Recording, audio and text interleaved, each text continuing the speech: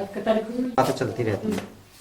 यदि वाक्य के अंत में tomorrow, next month, next year अर्थात नेक्स्ट से संबंधित कोई भी शब्द आता है, लिखिए जल्दी।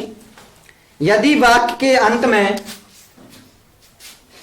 यदि वाक्य के अंत में नेक्स्ट ईयर, नेक्स्ट मंथ या टुमारो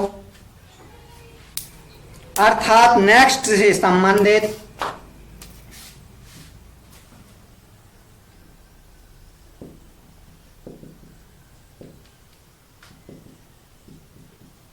नेक्स्ट से संबंधित कोई भी शब्द दिया गया हो, कोई भी शब्द दिया गया हो तो कर्ता के अनुसार, तो कर्ता के अनुसार, कर्ता के अनुसार विल या शैल, विल या शैल लगाकर क्रिया की, लगाकर क्रिया की फर्स्ट फॉर्म का प्रयोग किया जाता है, का प्रयोग किया जाता है। देखिए, जब next, tomorrow, next year, next month अर्थात नेक्स्ट से संबंधित कोई भी बात हो तो विल या शैल भी नहीं दिया जाएगा आपको, ठीक। आपको मुख्य क्रिया भरनी है, उसके लिए हमें सहायक क्रिया की आवश्यकता भी पड़ेगी। तो सहायक क्रिया फ्यूचर टेंस की विल या शैल को भरते हैं और क्रिया की फर्स्ट फॉर्म का प्रयोग करते हैं। बाकी लिखिए, एग्जाम्पल, आई खाली स्थान, to Kanpur tomorrow,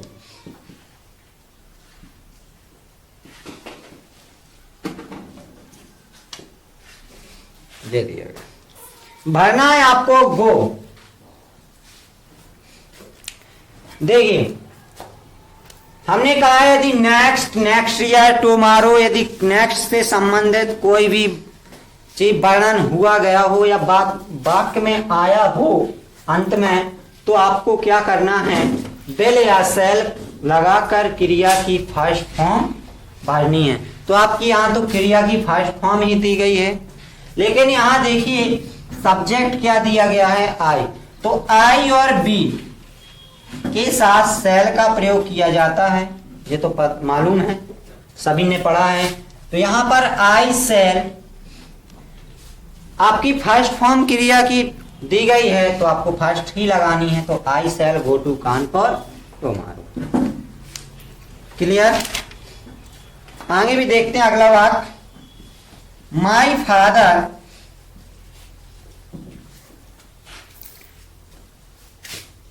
Khalistan to Kanpur next month.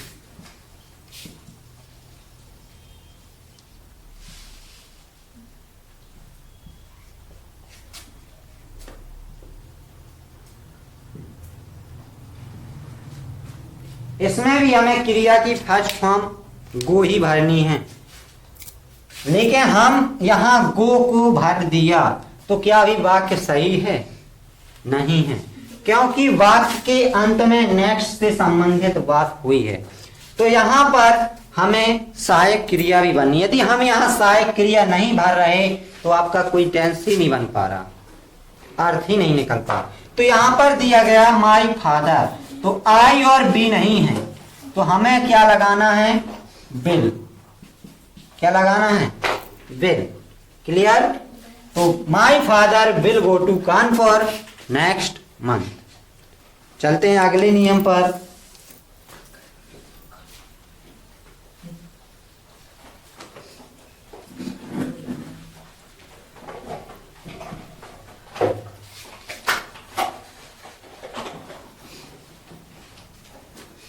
नियम नंबर 4, यदि वाक्य के अंत में, यदि वाक्य के अंत में सिंस या फॉर के साथ, सिंस या फॉर के साथ समय दिया गया हो तो समय दिया गया हो तो कर्ता के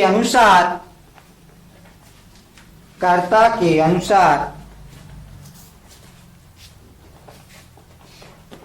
हैज बीन या हैव बीन का प्रयोग करके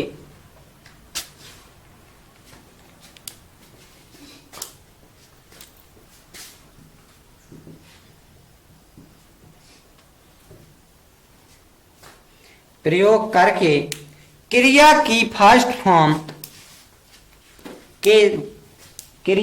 फर्स्ट फॉर्म में आईएनजी का प्रयोग करते हैं। आईएनजी का प्रयोग करते हैं।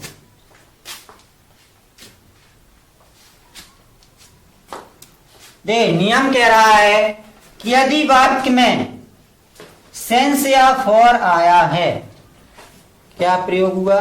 सेंस या फॉर। तो सेंस या फॉर के लिए आपको सहायक क्रिया हैज बीन या हैव बीन, ठीक, लगाकर हैज बीन या हैव बीन लगाकर मुख्य क्रिया की फर्स्ट फॉर्म में आईएनजी का प्रयोग किया जाता है। अब यहां सेंस और फॉर का प्रयोग तो पास्ट प्रेजेंट परफेक्ट कॉन्टिन्यूअस में, पास्ट परफेक्ट कॉन्टिन्यूअस में भी होता होगा और फ्यूचर परफेक्ट कॉन्टिन्यूअस में होता होगा, लेकिन सबसे अच्छा कि यदि एक ही से बन रहा है तो एक ही से बना दो। क्यों? इसमें सहायक क्रिया आनी नहीं है आपको। जब सहायक क्रिया आनी नहीं है तो तीन में क्यों घूमे, एक ही के साथ चलो। देखिए वाक्य को देखते हैं आगे। आई खाली स्थान इंग्लिश सिंस मॉर्निंग।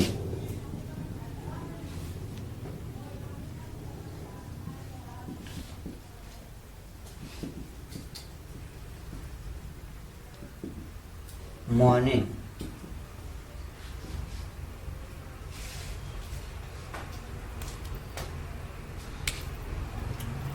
नियम क्या कह रहा है? यदि वाक्य में सिंस या फॉर का प्रयोग हुआ हो तो यहां देखिए आपका सिंस मॉर्निंग, सुबह से। अब सुबह से तो हमें सहायक क्रिया हैज या हैव का प्रयोग करना है। तो जहां देखिए सब्जेक्ट आई दिया है तो आई के साथ किसका प्रयोग होता है? हैव बीन का या हैज बीन का? हैव बीन, ठीक। इसके आगे हमें कह रहा क्रिया की फर्स्ट फॉर्म भरनी है, तो फर्स्ट फॉर्म तो आपकी टीच ही होती है, लेकिन इसमें क्या लगाना है? आईएनजी जोड़ना, तो टीचिंग। क्लियर? तो क्या बना वाक्य? I have been teaching English since morning. अगला वाक्य है सी खाली स्थान हर बुक फॉर 2 hours।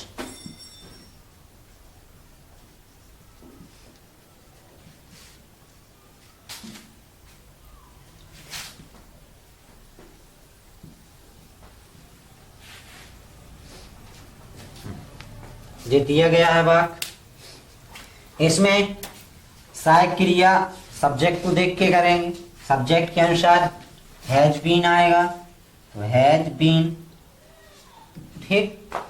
अब यहां पर फिर कह रहा क्रिया की फर्स्ट फॉर्म में आईएनजी, तो यहां पर आपकी क्रिया की फर्स्ट फॉर्म दी है तो इसमें हमें आईएनजी लगा देना है, रीडिंग हो जाएगा। क्लियर? चलिए अगले नियम पर नोट करके लिखेंगे, चाहे नियम करके लिखो चाहे नोट करके।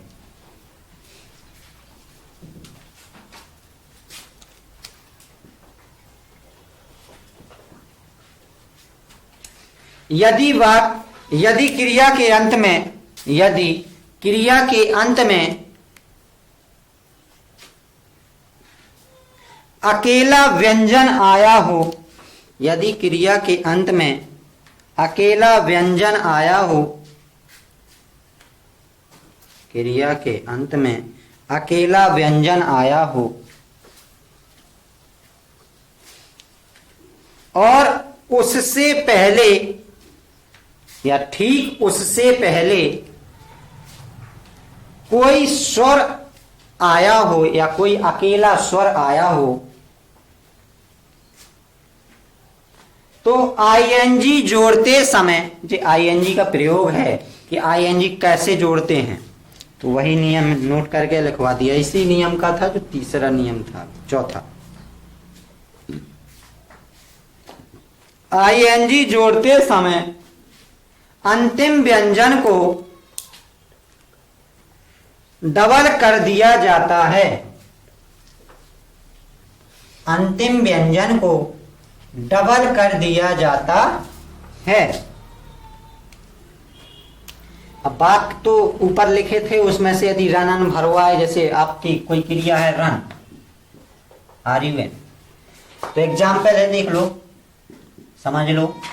कह रहा है यदि वाक्य में ऐसी कोई क्रिया भरवाए, इसका मतलब सीधे है यदि ऐसी कोई मैन वर्ब भरना चाहे जिसके अंत में केवल एक व्यंजन हो और ठीक उससे पहले एक अकेला स्वर हो, वॉवेल हो, कॉन्सोनेंट हो, कॉन्सोनेंट से पहले ठीक एक ही वॉवेल्स हो, तो उसमें जब हम आईएनजी जोड़ते हैं, क्या जोड़ते हैं, आईएनजी जब जोड़ा जाता है तो अंतिम व्यंजन अर्थात अंतिम कॉन्सोनेंट आपका डबल हो जाता है, तो डबल RN हो जाएगा, तो रनिंग होगा।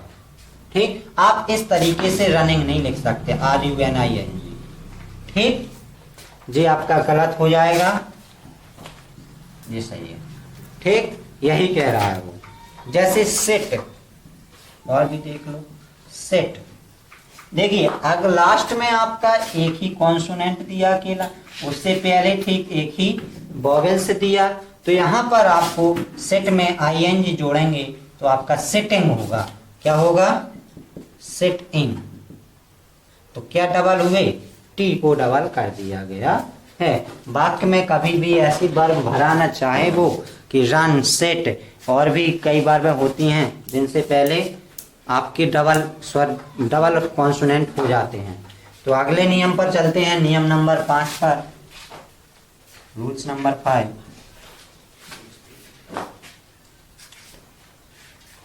देखिए, यदि वाक्य में बिफोर का प्रयोग हुआ हो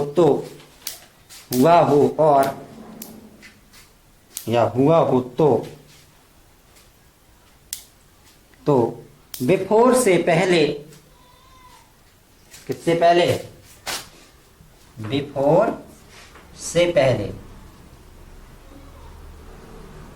बिफोर से पहले हैड प्लस क्रिया की थर्ड फॉर्म, हैड प्लस क्रिया की थर्ड फॉर्म का प्रयोग किया जाता है। देखिए, यदि बिफोर आया है तो आपको बिफोर से पहले हैड प्लस क्रिया की थर्ड फॉर्म का प्रयोग करना है। एग्जाम्पल, द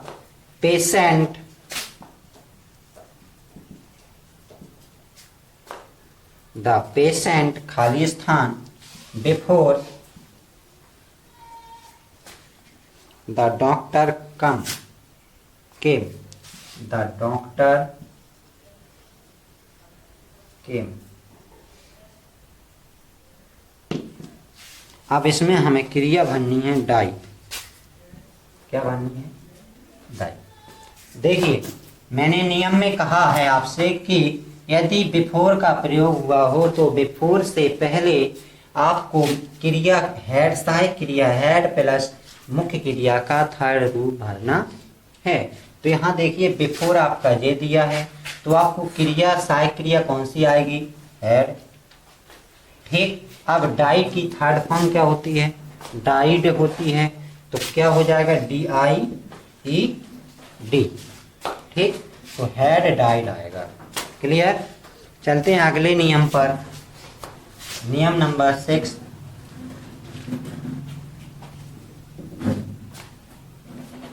यदि बिफोर के बाद,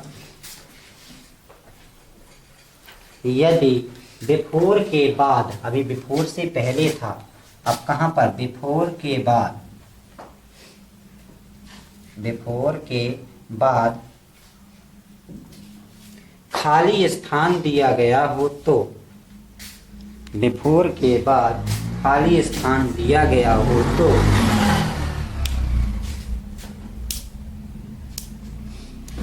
क्रिया की सेकंड फॉर्म भरी जाती है या प्रयोग किया जाता है।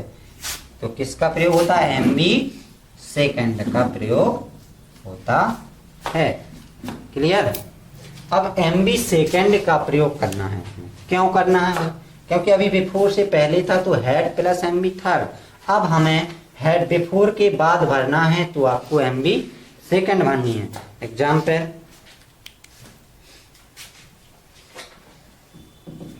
एग्जाम्पल देखिए, आई हैड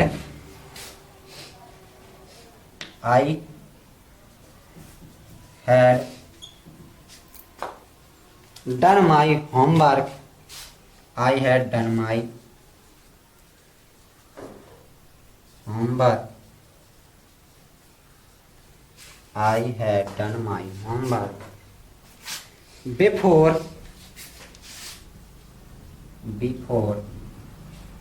मोहन खाली स्थान फुल स्टॉप, इसमें भरना है कम। क्या भरना है? कम। अभी देखिए, चाहे ऊपर का वाक्य होता है चाहे नीचे का वाक्य हो, हम इसको भी इसी रूप में बना सकते हैं। देखिए, इस वाक्य को भी लिख देंगे साथ में। The patient had died before the doctor खाली स्थान कम। ये दोनों में क्या भरना है?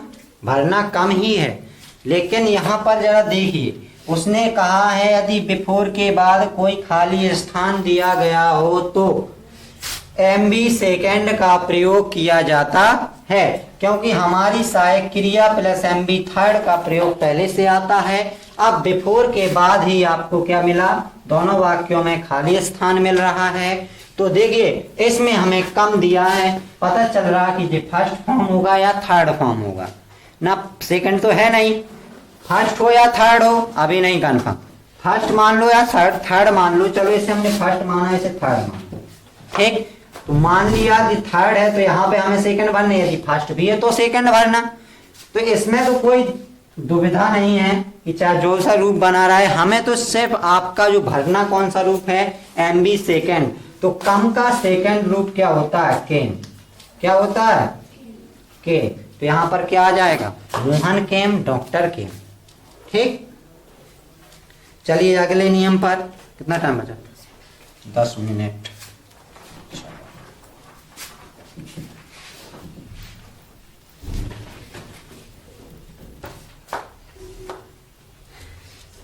नियम नंबर 7वां,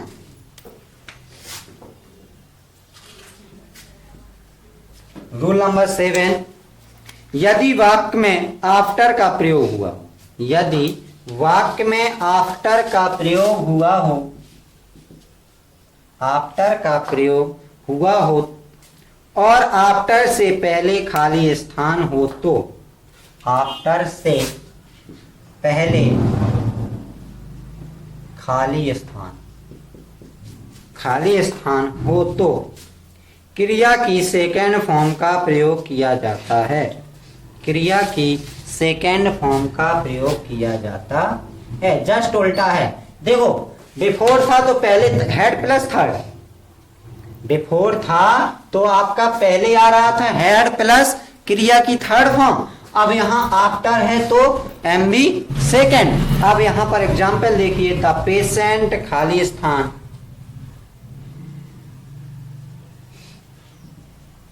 द पेशेंट खाली स्थान after the doctor had come, the doctor had come. यहां भरना है डाई।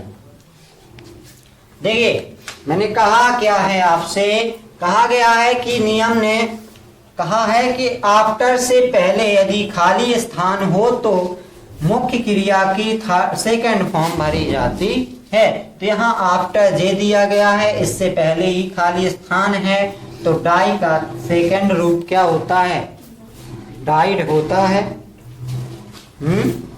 तो आपका क्या आ जाएगा? डाइड। क्लियर? चलते हैं अगले नियम पर, सेकंड लास्ट 8वां।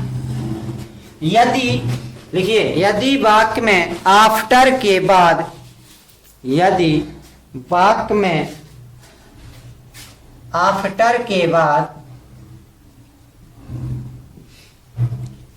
आफ्टर के बाद खाली स्थान दिया गया हो तो हैड प्लस एमबी थर्ड का प्रयोग किया जाता है। हैड प्लस एमबी थर्ड का प्रयोग किया जाता है। देखिए यही वाक्य देखते हैं, the patient died after the doctor, खाली स्थान इसमें भी बनना है कम।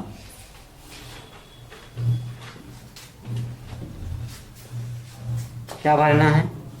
कम भरना है। तो देखिए मैंने कहा आपसे कि आफ्टर के बाद यदि खाली स्थान दिया गया हो तो हैड प्लस एमबी थर्ड का प्रयोग किया जाता है। तो यहाँ पर पढ़िए वाक्य को, the patient died after the doctor, खाली स्थान मतलब आपका आफ्टर के बाद ही खाली स्थान दिया गया है। अब आफ्टर के बाद खाली स्थान दिया गया है तो इसमें आपका हैड प्लस क्रिया का थर्ड रूप बनना है। तो हैड थर्ड रूप क्या होगा? कम के कम। क्लियर? ये आपका बनेगा। लास्ट नियम, रूल नंबर 9। यदि वाक्य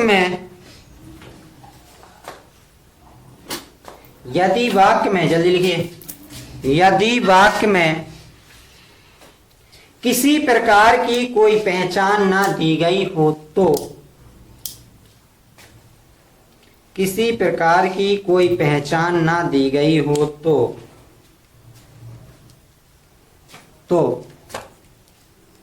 क्रिया किसी भी टेंस में भरी जा सकती है। तो क्रिया किसी भी टेंस में भरी जा सकती है।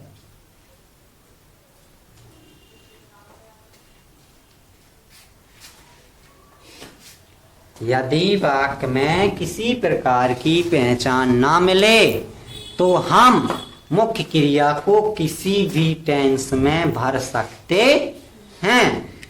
तो यही नियम कह रहा है। तो देखिए जरा एग्जाम्पल क्या कहते हैं, एग्जाम्पल से समझ लो। जैसे ही खाली स्थान टू कॉलेज, ही खाली स्थान टू कॉलेज भरना है आपको गो। तो जरा देखिए क्या इस टेंस में कोई पहचान दी गई है? ही दिया, ऑब्जेक्ट दिया, डायरेक्ट ऑब्जेक्ट है। तो ही दिया, ऑब्जेक्ट दिया, ही और ऑब्जेक्ट से क्या सब्जेक्ट और ऑब्जेक्ट से पहचान सकते हैं कौन सा टेंस है? नहीं पहचान सकते। किससे पहचानते हैं? या तो एच बी दी गई हो या एम बी दी गई हो, इन्हीं से पहचाना जा सकता है वाक्य। यही तो चीजें हैं जिनसे हम वाक्य को पहचानते हैं। तो यहाँ तो ऐसी न सहायक क्रिया दी न मुख्य क्रिया दी, तो हम यहाँ स्वतंत्र हैं कि हम चाहे जिस टेंस में सहायक मुख्य क्रिया को भर दें। तो यहाँ पर हम भर सकते हैं गोज। अगला इसी में ही खाली स्थान टू कॉलेज, देखते जाओ कितने प्रकार से बनेगा गो। अब भी हम स्वतंत्र हैं, वही वाक्य है तो हम कर सकते हैं इज गोइंग, प्रेजेंट कॉन्टिन्यूअस में। अब चलिए इसी टेंस में हम और भरें सहायक क्रिया, तो आप हैज गॉन भी कर सकते हैं, हैज गॉन।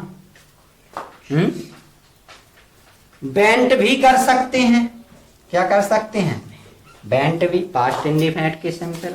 मतलब यहां पर ये है कि यदि हम किसी प्रकार की पहचान नहीं मिल रही वाक्य में, सब्जेक्ट और ऑब्जेक्ट भर तो इसमें दिया है, तो आपको न सहायक क्रिया दी न मुख्य क्रिया दी, तो हम वाक्य नहीं पहचान सकते। जब वाक्य को पहचाना ही नहीं जा सकता तो हम स्वतंत्र हैं वहां पर कि हम किसी भी प्रकार की सहायक क्रिया भर सकते हैं, मुख्य क्रिया को भर सकते हैं। हम सहायक क्रिया के साथ मुख्य क्रिया भरें या केवल मुख्य क्रिया का कोई भी रूप भर दें। तो यहाँ पर हैड गॉन भी हो सकता है, वेंट भी हो सकता है, डिड नॉट गो हो सकता है, लेकिन यहाँ नॉट आएगा जब आपको सहायक क्रिया दी जाएगी वाक्य में, तो वहां तो पहचान मिल जाएगी। अब ऐसी कंडीशनों में सिंपल के वाक्य भर दिया करो, सिंपल के बना लिया करो, सिंपल प्रेजेंट में और सिंपल पास्ट में, सिंपल फ्यूचर में बना लिया करो। सिंपल ज्यादा बेहतर है जब पहचान ना दी गई हो। क्यों बेहतर है कि अब यदि हमने भूल गए, हम यदि सहायक क्रिया माना हमने HB भूल गए और हमने लगा दी डिड, और अब डिड कब आती है, जब वाक्य में नॉट दिया हो, तो यहाँ हमें डिड के साथ नॉट का भी तो प्रयोग करना पड़ेगा, डिड नॉट वो करना पड़ेगा कि नहीं करना पड़ेगा। तो यहाँ पर यदि डिड भर लगा दिया और नॉट ना लगाया तो वाक्य फिर गलत हो जाए। इसीलिए सिंपल सेंटेंस सबसे बेहतर होते हैं जिन टेंसों में आपको पहचान ना दी गई हो। तो आज ये टॉपिक खत्म होता है। क्लियर? आज के लिए इतना ही काफी है।